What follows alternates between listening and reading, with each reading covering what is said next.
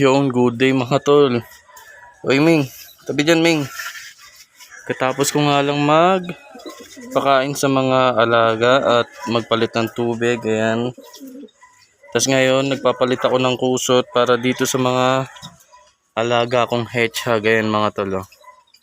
Nilipat ko muna sila dyan pansamantala habang nilinis ko yung kanilang kusot. Ito yung luma dumi na eh. So yung bantam natin na manok tamang food trip na. Tapos update ko kayo dito sa may anak ng rabbit ko mga tol. Ayan lalaki na nila. Mamaya papakita ko sa inyo isa-isa kung gano'n na yung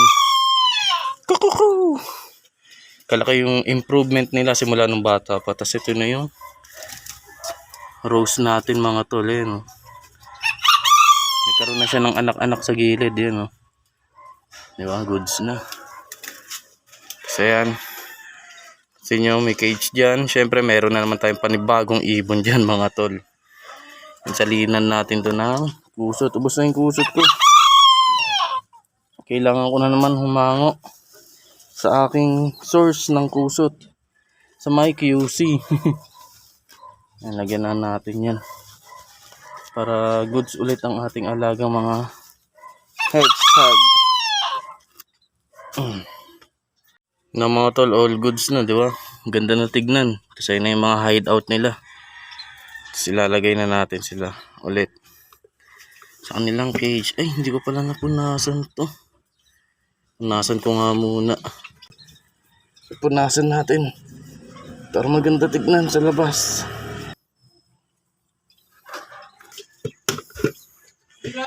Salin na natin ang ating hedgehog. Di ba? Good shit. Dito na ulit kayo. Labas na, labas.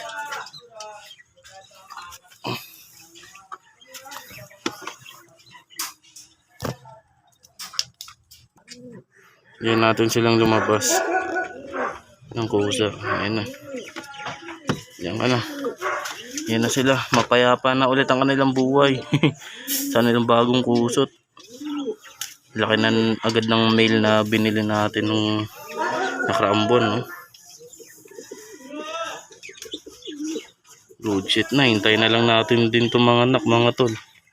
Papadami rin tayo ng hedgehog para meron tayong pambenta rin sa market. Mga tol, tuwan-tuwa sila. Lusot-lusot na ulit sila sa kanilang hideout.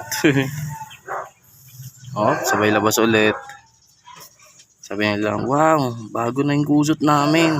Thank you, boss. Hindi na sila mapakali.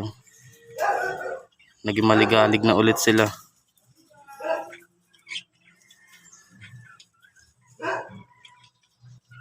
Kulit na ito ulit.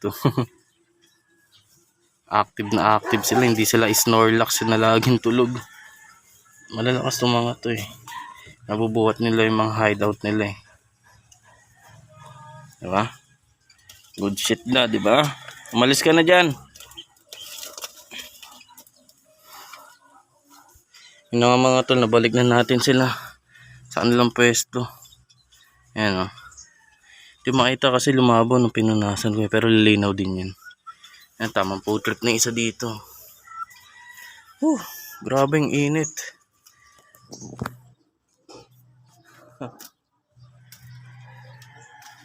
Setup natin. Tapos ayan, ito yung ating rabbit. Yan, pakita ko sa inyo kung ano na yung improvement niya nung simula nung una na pinor speed natin hanggang ngayon na sila ay malalaki na. Mami rabbit, wag mo akong kaagatin yan mga tol. Ito yung pinakamalaki sa kanila. Panganay ayan. Makukulit. Malabas na sila sa kanilang lungga. Tapos nilagyan ko ng screen. Ayan nga. Pero nakakalabas pa rin sila. Dito pala sila nadaan. Kasi nga ayan gawa niya may malalaking siwang. Yung ginawa ko, nilagyan ko ng screen doon. Ayun kasi may siwang doon, nakakalusot sila. Sayang, 4 sila natira. Sayang yung isang brown namatay. Itong ganda ng kulay na ito. Meron siyang parang light brown dito. Hindi kasi kita sa video pero sa personal ay may light brown siya dyan. Ayun o, dilat na yung mga mata nila. Tapos ito pure black. Parang ito pure black. Ito manganganak na naman to. Tapos gagawa ko na sila ng bagong cage. Meron na akong reserbang cage dun sa likod. Set up ko na rin yung susunod. Itong ganda oh. Ano to? Putik, parang may ano sa ilong ah. Kasi ito bunso eh, no? Ito bunso oh. Gray yung ano niya likuran. Eh magkakasunod dyan, panganay. Ito panganay. Pangalawa. Ito yung pangatlo, yung itim. Tulog na tulog oh. Uy. Pangatlo. Ito bunso, pinakamaliit. Siyempre kanilang nanay, papahinga. Nga mga tol, akala ko nagkaroon na naman ng yung ano yung mangge ba yun? Sa ilong yun eh. Hindi lang sa ilong. Sa mga sakit din dati ng mga rabbit ko yun. Eh lahat ng rabbit ko na yun, na-wash out na. Ito panibago na naman kasi ulit tong mga to. Kaya malilinis. Ayan o. Yung pala dumi lang. Pero kung sakaling magkaganon, meron tayong nakandanggang, ay wala na pala, nabuhos ko na dito. Pang spray ko, kunyari, parte nila sa may ilong, tenga, inisprayan ko sila nito na may halong ivermectin. Tapos yun, saglit lang, mawawala na rin agad, ilang araw lang mga tol.